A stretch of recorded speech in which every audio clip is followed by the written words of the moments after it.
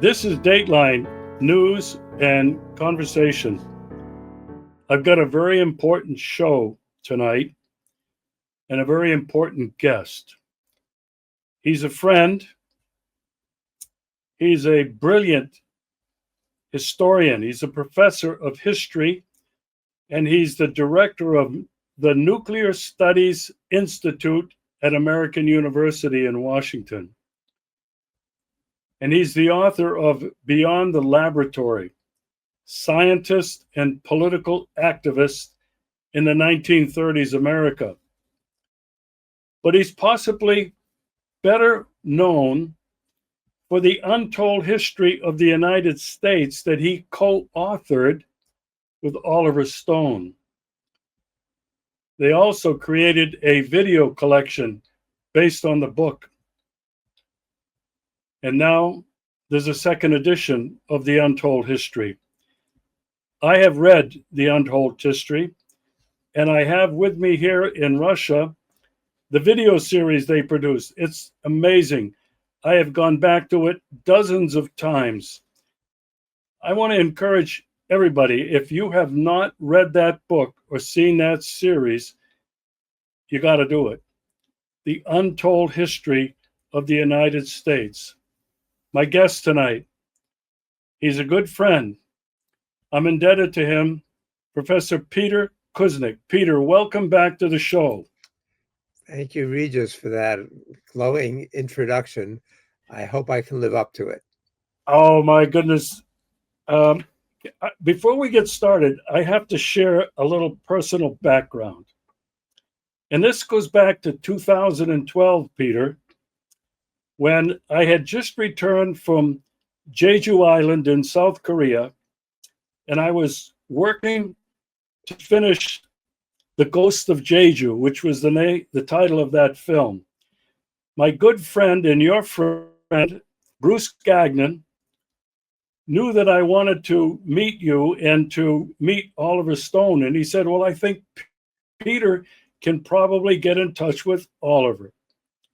And you did indeed, without even knowing me. And I came down with two young men from Maine and set up our lights and our cameras. And Oliver Stone had agreed to meet with us and to be videoed. We made a short interview with him. And that interview was used in the trailer for the film, and Oliver appears in a cameo in that film, The Ghost of Jeju. And it's remarkable because when Oliver walked in, there was a huge crowd waiting for him, and there was a lot of people following him. And I was very nervous, and I thought, oh my God, all these people are going to swamp on him, and you know, we're going to delay this. We might not even get it done. And Oliver was fantastic. Told everybody to wait.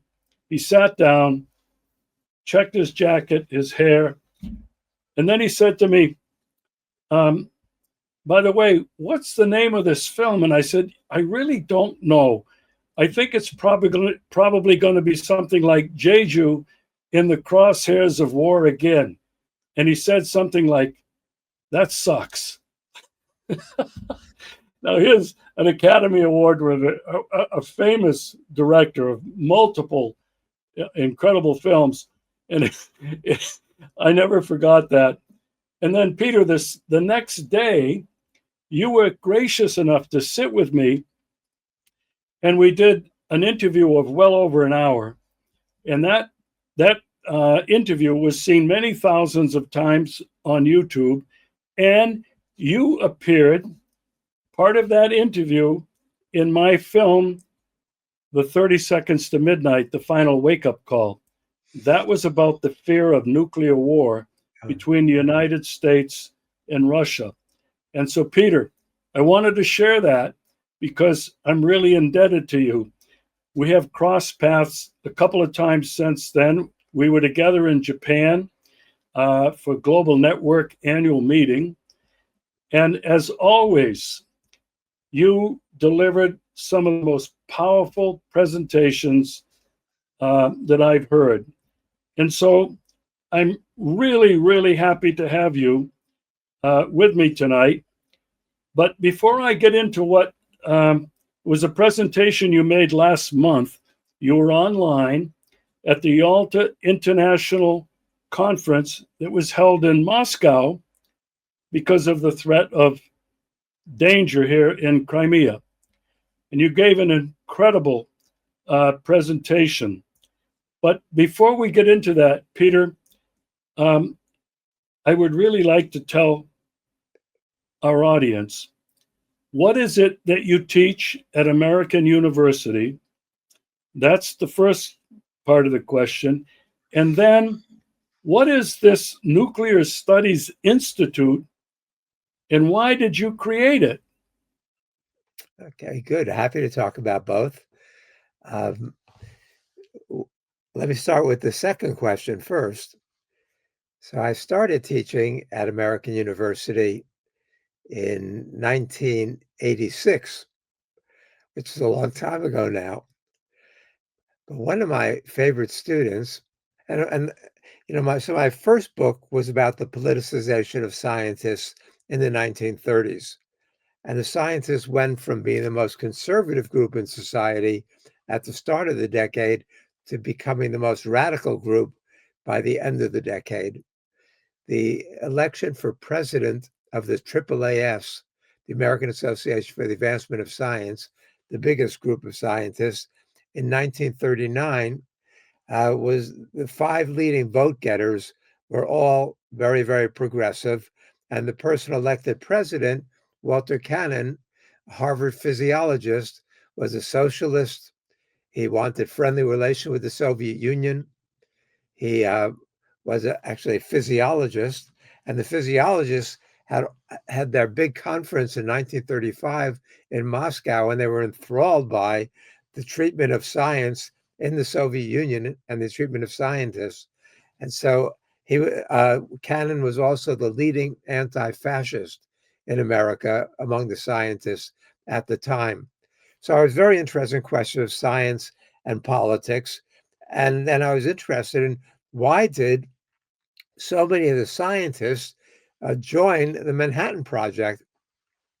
And that was largely a result of their deep anti-fascism, which was universal among American scientists in the late 1930s. And so they joined the Manhattan Project in large part because they hated fascism and they were terrified by the prospect of Germany getting an atomic bomb. They didn't think that there was any prospect really that the US would get and use an atomic bomb. They saw it as a deterrent against a Nazi bomb. There's a lot of history there. I won't go into all of it, but I've been teaching a class called Living with the Bomb, American Culture in the Nuclear Age, as well as other things dealing with science and politics. And in 1995, one of my favorite students, Akika Naono, whose mother, his grandfather was killed in Hiroshima, and her mother and grandmother survived. She and I decided to do something significant to commemorate the 50th anniversary of the atomic bombings of Hiroshima and Nagasaki. And while she was over in Japan arranging for our students to go to Kyoto and Hiroshima that summer, that's when the Enola Gay exhibit got officially canceled at the Smithsonian.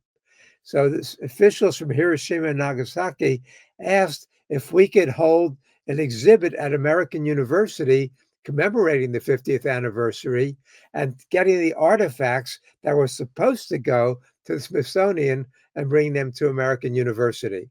So that summer, I taught two classes on nuclear history at American, and we had brought the students to Hiroshima and Nagasaki, or actually to Kyoto and Hiroshima. When we got to Hiroshima, they rolled out the red carpet because there were so many threats and so much hostility to the exhibit, which was going to be a fairly balanced exhibit on the decision to drop the bomb. But the Air Force Association and the American Legion and the US Congress and others opposed it. So the Smithsonian was forced to cancel it. And we accuse it, the historians accuse it of sanitizing and whitewashing American history. I was not nearly the expert back in 1995 on nuclear history that I've become over the past 30 years, but I understood this and I've been studying this and talking about it quite a bit. And so we did the exhibit at American University, brought the students to Japan, and it was such powerful an experience that we decided we were going to continue doing it. And so for the next 25 years, every late July and August, I brought students to Japan. We added Nagasaki to our itinerary. We traveled with Japanese students and professors, first from Ritsumeikan University in Kyoto, and from Meiji Gakuin University in Yokohama. And it was an amazing experience with American and Japanese students together studying the history of World War II, the Japanese atrocities against other Asians, and the American atrocities against Japan. So it was a great experience, went on for 25 years, the only class like that in the country. It was immediately voted the most creative and innovative summer institution in the United States.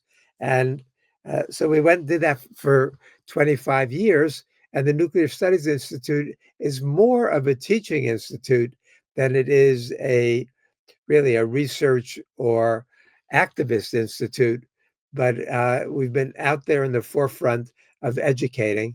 Then I started something called the Nuclear Education Project with Mayor Akiba, the mayor of Hiroshima, and with Mark Selden at Cornell and John Dower at Massachusetts Institute of Technology. So I've been very much involved in all aspects of nuclear education and trying to abolish nuclear weapons ever since. Among the things that I did that I'm proud of, so we had the exhibit at AU in 1995. We reprised it in 2015. When we did the exhibit in 1995, that was the first time that the cities of Hiroshima and Nagasaki ever did an exhibit outside of Japan. But since then, they've been doing an annual exhibit.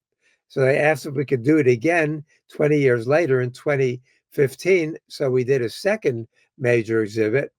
But then in 2020, for the 75th anniversary of the atomic bombings, we did a series of webinars and international press briefings. I did that along with Gar Alperovitz, great historian who did the first major book in 1965 called Atomic Diplomacy, and then again put out a new edition or a new study in 20, what year would that have been? In 1995, called The Decision to Use the Atomic Bomb, with all the new documents that have come out, also with Marty Sherwin and Kai Bird.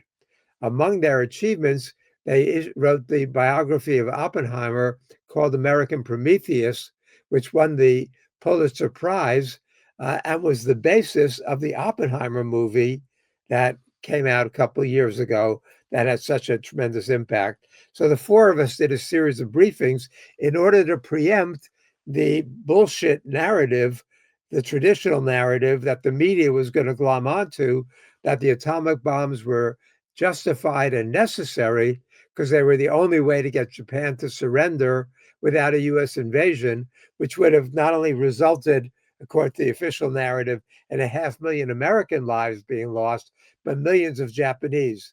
So they turned the bomb from the horrific atrocity that it was at the time to a benign, humane act, because it not only saved American lives, but it saved Japanese lives. The reality is quite different. 7 of America's 8 five-star admirals and generals are on the record in 1945 saying the atomic bombs were either militarily unnecessary or morally reprehensible, or both. And we know not only were the bombs used at a time when there was no military or moral excuse for them, but Truman understood already and said on 3 occasions that he was beginning a process that could end life on the planet. When he gets the full briefing at Potsdam on July 25th, he writes in his journal, we discovered the most terrible weapon in history. This may be the fire destruction prophesied in the Euphrates Valley era after Noah and his fabulous ark. Not a bigger, more powerful bomb, but the fire destruction, the ultimate end of life on the planet. We knew what we were doing, and we've lived with that sword of Damocles hanging over our heads for the last for 80 years now. We're lucky to have survived. Sometimes it's been not so much uh, statesmanship, but individual heroics or luck that have allowed us to survive as a species for the last 80 years. So that's what the Nuclear Studies Institute is about. Uh, but in addition, you asked about the classes that I teach. So I teach my class, Living with the Bomb, American Culture in the Nuclear Age. It's one of my standards. I also teach a class, a history and film class called Oliver Stone's America, based on Oliver's movies. I started that in 1996 because I'd used some of Oliver's movies in my classes, mostly the Vietnam movies, and they were very effective. But then I decided I could structure a whole class beginning with JFK and then taking it through that point in 1996 through Oliver's movie Nixon. And so we looked at the 60s, 50s, 60s, 70s, 80s, and 90s based on Oliver's movies. So movies like Platoon, Born on the 4th of July, Heaven and Earth, Natural Born Killers, Wall Street, Salvador. We went through them all, and it was a great way to organize, to get students to think about different interpretations of history. So we'd have Oliver's interpretation, his movies, my interpretation, my lectures, guest speakers like Dan Ellsberg, Robert McNamara. I mean, we had Bob Woodward. We had a lot of different people, historians, people involved in the different episodes, historical events, and then also books and articles by critics of Oliver's. So it was a great class. It still is, but then it was the most popular class offered in the College of Arts and Sciences at American University. We let it go up to 150 students. Then we had to cap it because it was just too big, and I couldn't get to know my students when there were 150. And so now we've got it at a manageable size. And Oliver likes to come in every year. And if he can't make it, then we do a Zoom link with him. And but we've got tremendous guest speakers. Problem is we run out of time because what we could cover in 1996, now Oliver's made 30 more years of movies, including the Untold History of the United States that he and I did together. So it's a little bit too sprawling now to really do it in quite the way we did it then, with lots and lots and lots of guest speakers, some of whom have passed away. Peter, thank you so much for that. I think a lot of people are going to appreciate it. I certainly do. But I have to ask you, and I remember you told me this, but how was it that you met Oliver Stone and when? Well, it was actually in 1996 as a result of offering this class. Oliver heard about it. He got in touch with me, and we talked about it. We set up for him to come in. Oliver was still the king of Hollywood in those days. He walked on water. He'd been heavily criticized. He'd been viciously attacked for the movie JFK, which suggested that it wasn't Lee Harvey Oswald acting alone, and the Warren Commission was a cover-up. So then he was viewed as a conspiracy monger. And even though he had already had 3 Academy Awards, Best Director, Best Picture, great movies, but then they went after him. So he came in, but he was still very, very popular. And so we allowed the media in for the first 45 minutes or so. And then we asked them to leave so we could have a more open discussion with the students. And then we went out to dinner afterwards. And I told him, Oliver, I've got an idea for a movie you have to make. And I laid out my idea about Henry Wallace and how the election was stolen from him in 1944, and he was kicked off the ticket as vice president, and Harry Truman replaced him. And then I talked about how close he came at the convention, and that if Wallace had become president in 1945, April 12th, when Roosevelt died, instead of Truman, I argued there would have been no atomic bombing in World War II, and there would have been no Cold War. And I laid it out for Oliver, and Oliver says, Peter, that's a fucking brilliant idea. Let's do it. And, I figured he'd go back to Hollywood the next day, fly back, and that'd be the end of it. We were having a good time and drinking and everything. And nobody went back. He called up immediately, and he asked if I could write a treatment. I said, sure, I'd be happy to do it. I had no idea what a treatment was. Uh, and so I figured that out. And then I wrote him a treatment, which he likes to make fun of, with footnotes. And it was 30 pages, single spaced. And he said, it's great. I'm going to buy it. We'll get Hollywood screenwriters to write it up. But I then got the head of the literary division of the William Morris Agency to call Oliver and say that I would like to write the screenplay, which I did. And if I gave him, it was probably 5 or 6 hours long. And even the first draft of it, I made as close to real history as possible. And so Oliver would like to make fun of it and say it had footnotes, which the first draft did. But, sometimes Oliver, over the years, we never got it made. He said it was too radical to get financed in Hollywood. And sometimes over the years, Oliver would say, Peter, it was shit. Don't leave your day job. Sometimes he would say it was beautiful and brilliant, and I was dying to make it. But we hadn't gotten it made. But then we stayed close friends and would get together regularly. And when he came to visit in 2007, he was scouting locations, might have been 2008, scouting locations for his movie Pinkville about the My Lai massacre. And so he was here for a day. He asked if I could join him for dinner. It was with his cinematographer, Bob Richardson, and his producer, John Killick, who produced the Hunger Games movies, and most of Spike Lee's movies. And in the middle of dinner, we're talking about history and politics, as always. And Oliver says, Peter, let's do it. Let's do a documentary. And I was on sabbaticals. I said, okay, we can do that. And when I went to see him in New York, 2 weeks later, he has this idea now for a 12-hour, 12-part, well, then it was 10-hour, 10-part documentary film series. We didn't know where we were going to put it out, but we knew we wanted to make it. And we both committed the next 5 years of our lives to doing so. I wrote a couple other books. Oliver did a couple other movies, but we worked on this for 5 years, in the middle of which I said, Oliver, what I give him for an episode, it was 58 minutes and 30 seconds for each episode. And I would give him a first draft that would be more than 3 hours. And I assume he would narrate them like a New Yorker on speed. But you can't do that, because even the way it came out, once you add the visuals and the music and everything, you have to speak much more slowly.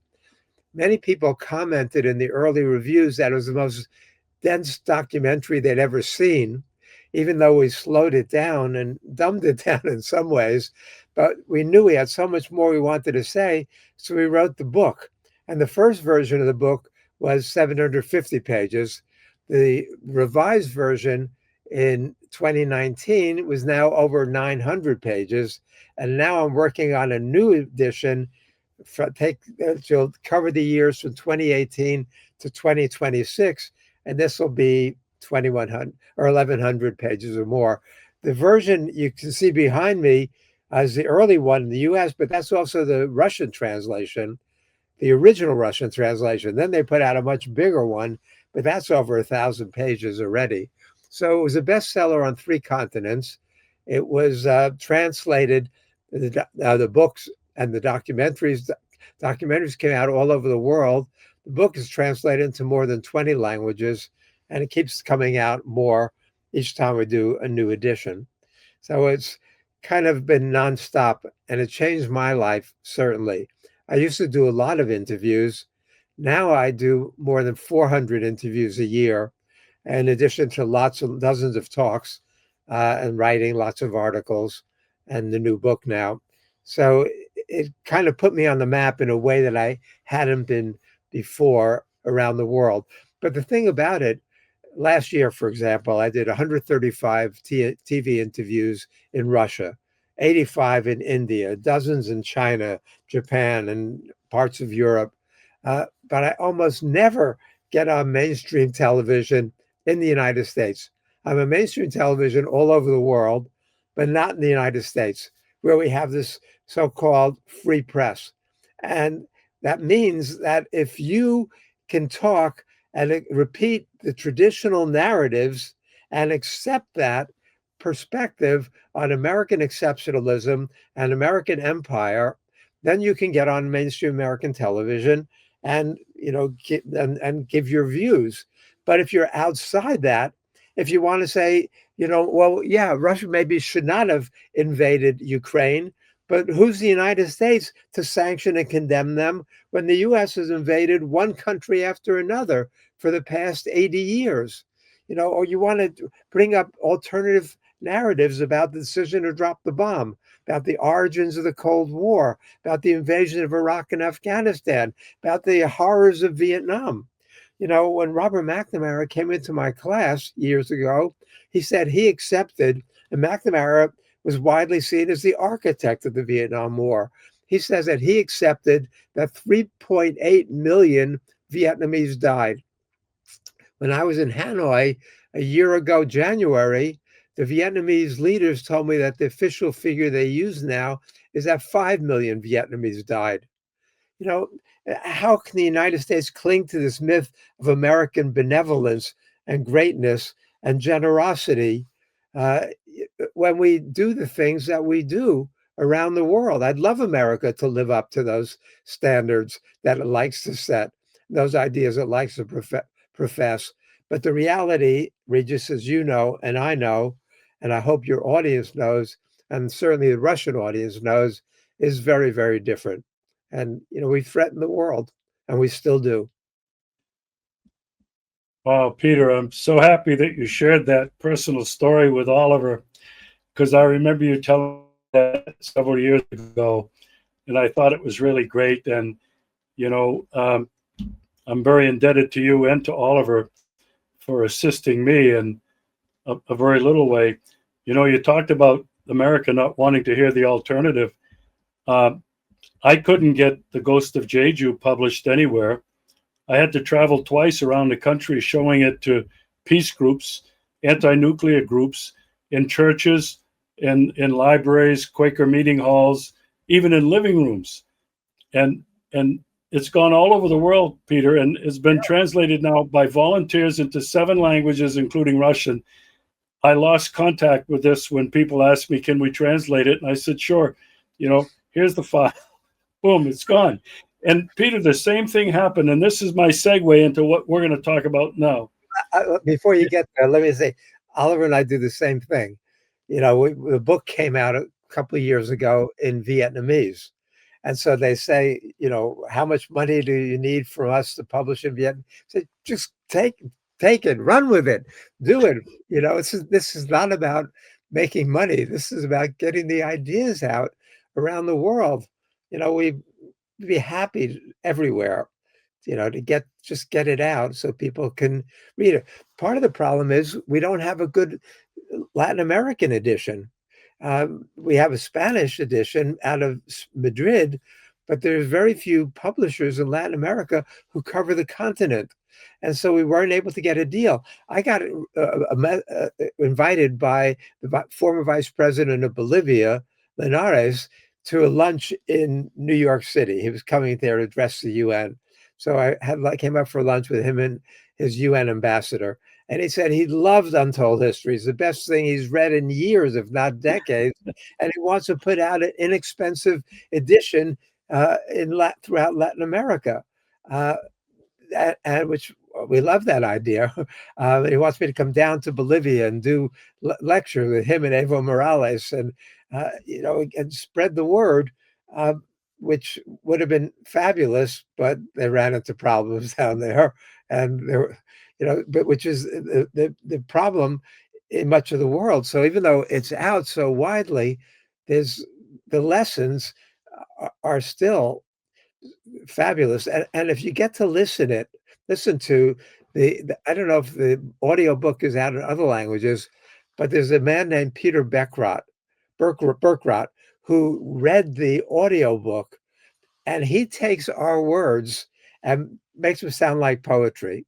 I love listening to it. If ever I'm in the car driving any distance, I listen to the audiobook because I don't have pride of authorship, but I love the way he brings it to life in his narration. So it's not expensive. So if anybody can get it from Amazon or wherever, please do. I think you'll really appreciate it. Well, I want to encourage everybody who's watching. If you have not read that book, if you have not seen that video series, you have to do it. People like Peter and Oliver have been doing this for a long time. Little people like me have been doing it for 20 years. I don't have the exposure that you do, but once you learn the truth about American history, the myth, the lies disappear. There's no denying it. And what you and Oliver have done is made an incredible contribution to American history, the untold history, what you didn't learn in college. Yeah. And Peter, I'm so grateful to you for that. Now I want to segue into. Do you know who gave us our first blurb on the project? Mikhail Gorbachev. He said, "This is indispensable. If you want to understand the U.S., you've got to read." When Linares, the vice president of Bolivia, went to China, he brought a copy for Xi Jinping, and he told Xi, "If you want to understand the American history and what the role the U.S. plays in the world, this is what you've got to read." So it's amazing. Yeah, I loved it. Yeah, well, you have every right to, and I love it. I'm really happy to share this story with my audience. And when Oliver interviewed Putin for 20 hours, Putin had the Russian translation on his desk. But you mentioned Jeju, and I work a lot with the folks in Jeju. And Oliver went to Jeju in 2013 before he joined my students and me in Hiroshima and Nagasaki. And then we went to Tokyo, and then we went to Okinawa to support the anti-base movement in Okinawa. And I've been back there numerous times to support the anti-base movement. But Oliver's wife is Korean, and it was very important to him to get to Jeju. So he very much appreciates your work on this. Well, Oliver contacted me after the film came out, and he said, "I need to go to Jeju. Can you put me in touch with any of those people who helped you and organized your trip?" And I did. And they arranged for him to get there. And what's really interesting is that I think too much was made of Oliver Stone coming. And so his luggage never got to him in Jeju. And there's video and photographs of him, and one of them appears in my film, that Oliver is leading one of these incredibly massive peaceful protests, helping carrying a banner. And he's got, I think it was a blue shirt on, no tie, and he's just sweating profusely because in the summer, as you know, it is so humid there. It's unbelievable. So anyway, I was happy to play a little part in Oliver getting there and meeting the right people. And it was so wonderful that he did that, to bring more attention to the plight of, American bases being built and continuing to being built around the world. It's a fascinating story, and I'm really so happy, Peter, that we could share that tonight. I want to segue now to the whole nuclear threat. Yeah. And in 2016, I made my first trip to Russia because I no longer believed this was after seeing and reading the Untold History of the United States and seeing the video series. And I just didn't believe anything the government had been telling me ever, ever, ever. But I had to go to Russia to find out for myself the truth about Russia and the Russian people. And were they really these aggressors? Did they want to nuke us? And remembering the Cuban Missile Crisis in 1961 in October, people wanted no part of this. And so I finished the film 30 Seconds to Midnight, the final wake-up call, which you have a piece in that film. The same thing happened. I couldn't get anybody to pick it up in the United States. I had to travel around the country, showing it to people all over the place. That too has gone around the world. But the point that I want to make is I was alive in October of 1961. I remember how terrified everybody was, and I mean everybody, glued to the television for the latest news, going to bed at night not knowing if you'd wake up the next day because those Ruskies, those commies were going to nuke us. And it never left me. And so I felt I had the need in 2016, because by then I was still very concerned with what was happening politically and geopolitically because of the aggressiveness of the United States and because of what United States had been doing in Ukraine and surrounding Russia with NATO bases and annual military exercises, planning a first strike nuclear attack on Russia. I thought, I need to make this film because I'm terrified. And Peter, that's almost 10 years ago now. Yeah. And hardly anybody's talking about it. And this past year it's worse. It's more dangerous now than it was then. Well, I'm going to let you come to that, and I want you to talk about the presentation you made. But the problem that I have, and I know you have, is nobody seems to be worried about it anymore. And over the last year, the United States has been talking nuclear. Russia has their nuclear doctrine. That's been very public. Russia has created these incredible new weapons, hypersonic missiles, the Poseidon submarine. And it's just like this arms race is intensifying and getting more serious. Trump wants to build his dome, his golden dome over America. He and others before him have wanted to send millions, trillions more money to upgrade our nuclear arsenal. If there's one thing, Peter, that frightens me more than anything else, is the threat of nuclear annihilation. To me, the entire world should be focused on this and not on Ukraine, not on Venezuela, not on Palestine, but really the real threat is annihilation. Peter, give me an idea and a summary of, you don't have to summarize it, you can give it, your basic presentation that you gave to that Yalta International Conference last month when you came online to Moscow. Take it away. Huh. The world has gotten more dangerous since you were in Yalta and I was online. You just look, for example, in the last 2 weeks, the article in Foreign Affairs magazine, the publication of the Council on Foreign Relations, titled America's Allies Should Go Nuclear. This is by guys named Grafrath and Raymond, two authors, on November 19th. And in Foreign Affairs, the publication of the Council on Foreign Relations, which much of the world takes as the voice of the American establishment. And they argue there that Germany, Canada, and Japan should all develop their own nuclear weapons. And I'm going to read you one sentence here that is so mind-bogglingly absurd as to be parody.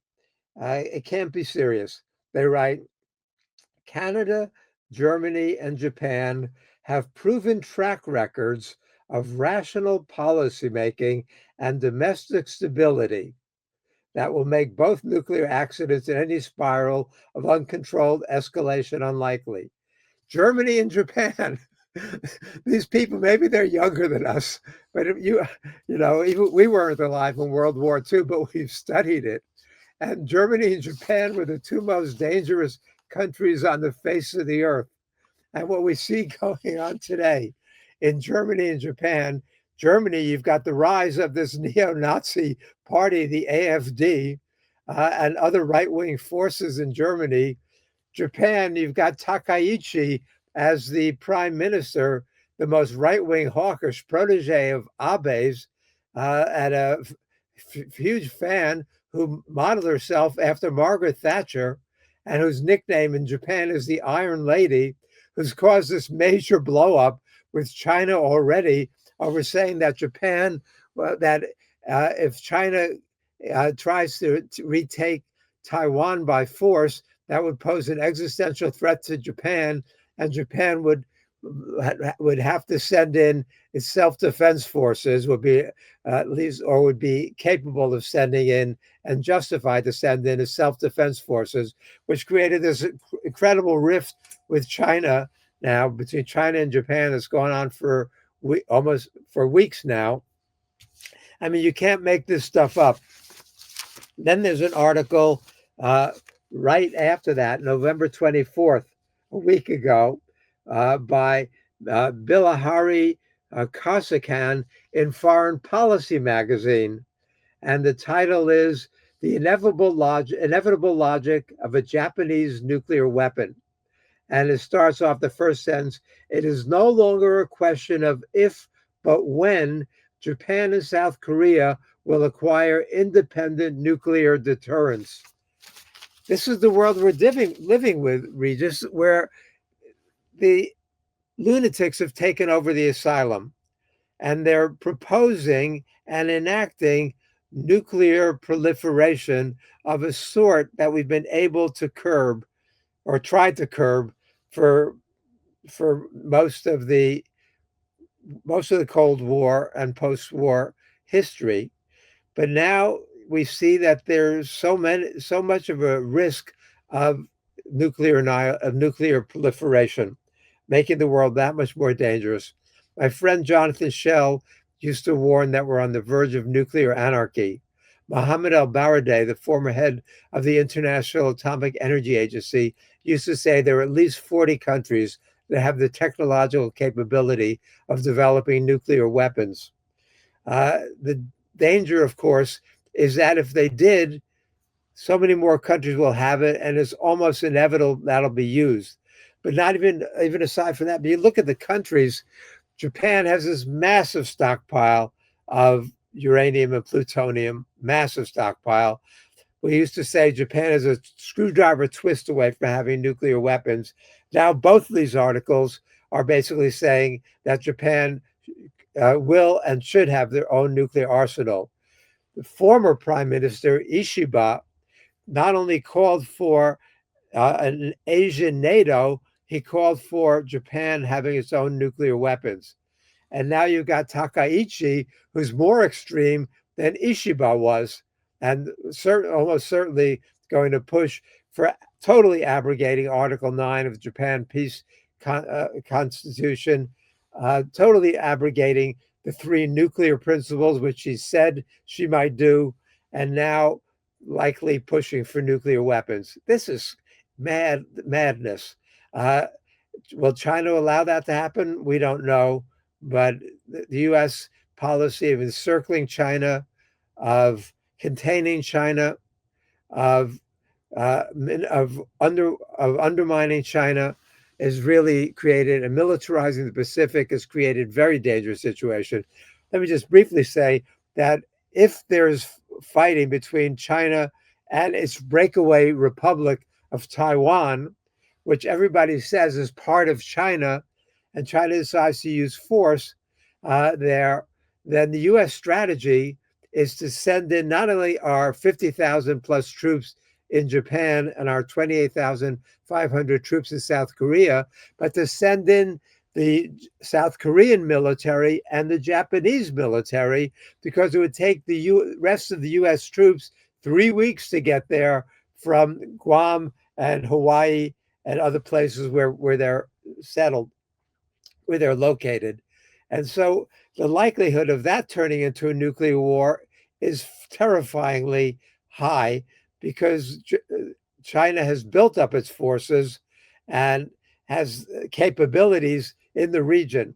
Let me just talk about China for a second before we get back to some of it.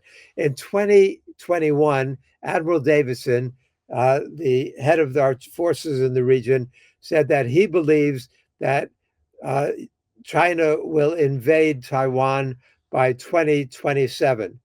I don't know what part of his posterior he pulled that out of, but there's no, as Xi Jinping has said, we never said that. There's nothing that the Chinese have ever said or planned that. But then in 2023, you had General Minihan saying he thinks the US and China will be at war by 2025. Then there are two very important articles that came out on August 20th of 2024, little more than a year ago. One by David Sanger in the New York Times says, front page article in the New York Times, with their chief security correspondent, says that the United States is preparing to fight a three-part nuclear war simultaneously against Russia, China, and North Korea. And the same day, August 20th, 2024, an article in the esteemed Bulletin of the Atomic Scientists said that there is a large and growing school of nuclear experts who thinks the United States can win a nuclear war against Russia and China. If the US strikes preemptively, we now have the technology not only to knock out their intercontinental ballistic missiles and their planes, bombers, but also to knock out the final part of the deterrent, the submarines. Everybody had thought for decades that the submarines were invulnerable, but with new AI and sonar and other technologies, we can now pinpoint the location of all of Russia and China's nuclear subs and preemptively knock them out before they can retaliate against the United States. So a preemptive strike of that sort would be successful. So the nuclear planners are divided between those who believe in deterrence theory, which is also madness, and the ones who want a preemptive strike and think we can do it. We've seen those people throughout the years. Lemnitzer briefed President Kennedy on a preemptive strike against the Soviet Union in 1961, and Kennedy walked out of the room in the middle of the briefing and turned to Dean Rusk and he said, "We call ourselves the human race." Kennedy thought Lemnitzer was an idiot and that these people were out of their minds. But we saw this again over and over again. In 2006, Lieber and Press had an article in Foreign Affairs magazine that said the U.S. now has the nuclear capability of a preemptive strike that can wipe out Russia and China, and neither will be able to retaliate against the U.S. That the Washington Post said heads in the Kremlin were exploding. They interpret that to be official U.S. policy. Well, it never was quite official U.S. policy, but now we're at it again. And so it's a very, very dangerous situation. You know, the hands of the doomsday clock have been moved to 89 seconds before midnight last January. From 90 seconds before midnight the year before. And I said to the editor of the Bulletin of Atomic Scientists, was responsible for it, why did you only move it 1 second to 89 seconds before midnight?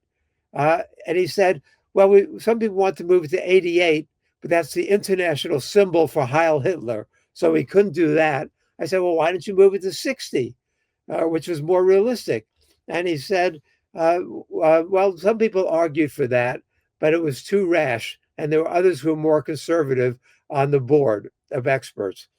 I've done events with some of these members of the board of experts, and they're ignorant. They don't really appreciate how dangerous the situation is.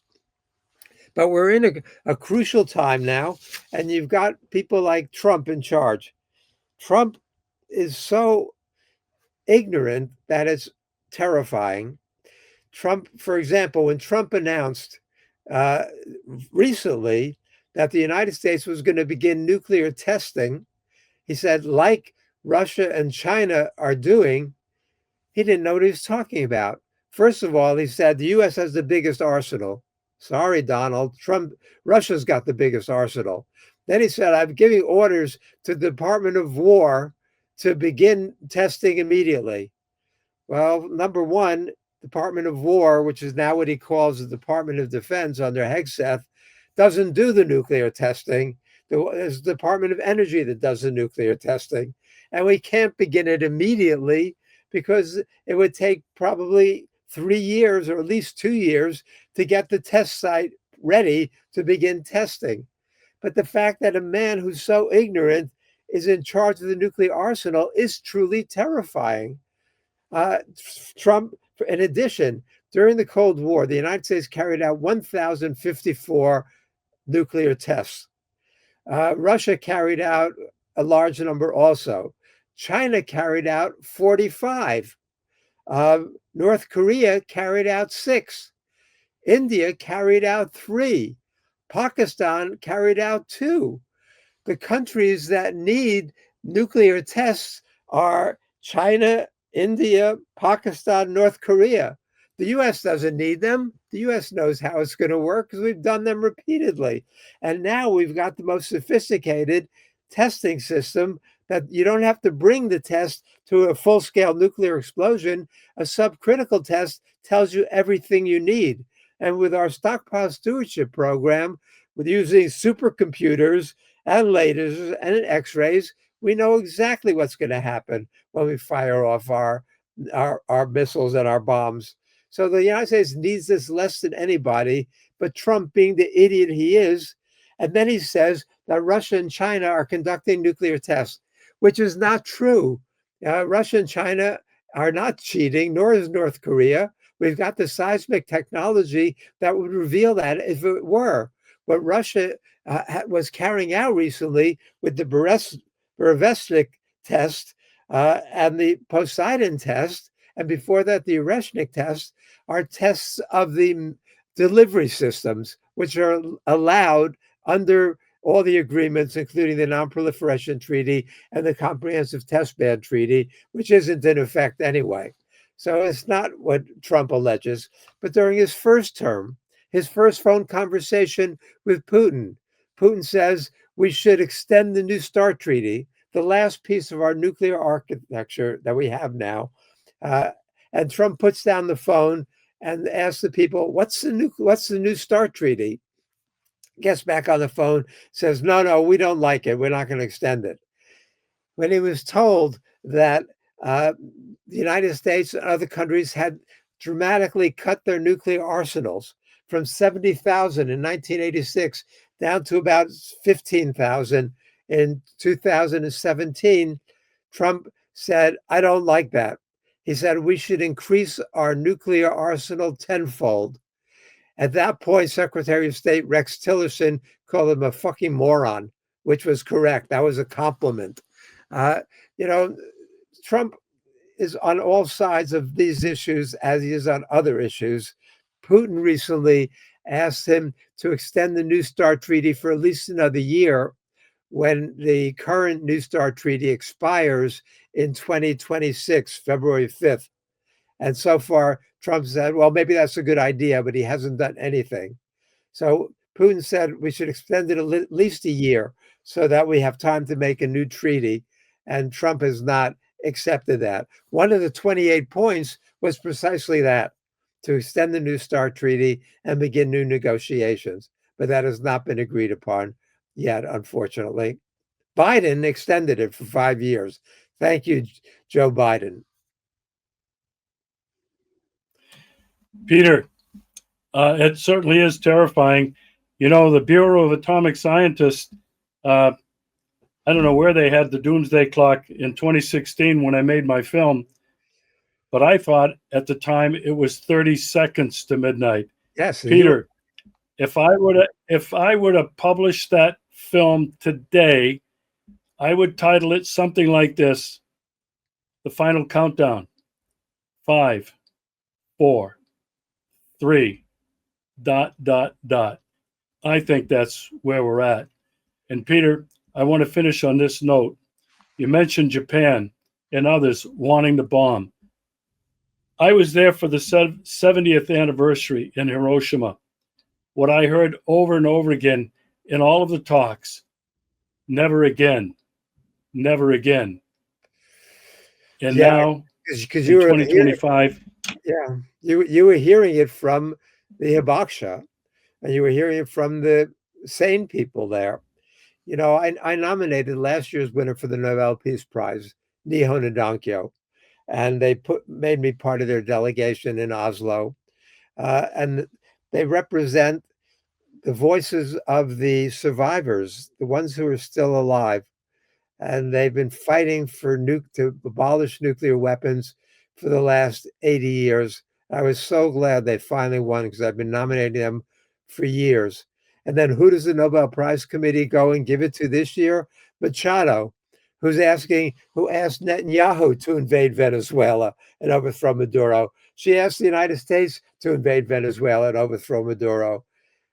I mean, we're living in such a bipolar, schizophrenic world where you've got the voices of peace and prosperity and development, the SCO, the BRICS, the Global South, the African Union, China, India, and Russia in large extent, now representing one alternative. And then you've got the Europeans and the Ukrainians and the Americans who are, the situation in Ukraine.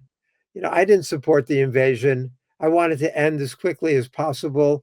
But from a just rational standpoint, the worst thing that you can do for the Ukrainian people is to prolong the fighting. Every day this goes on, they're losing ground on the battlefield. They're losing ground at home. Their economy is destroyed. Their energy infrastructure is destroyed. Their country is engulfed in a political scandal, this corruption crisis. The number two person there, Yermak, was forced to resign. Maybe he's number one.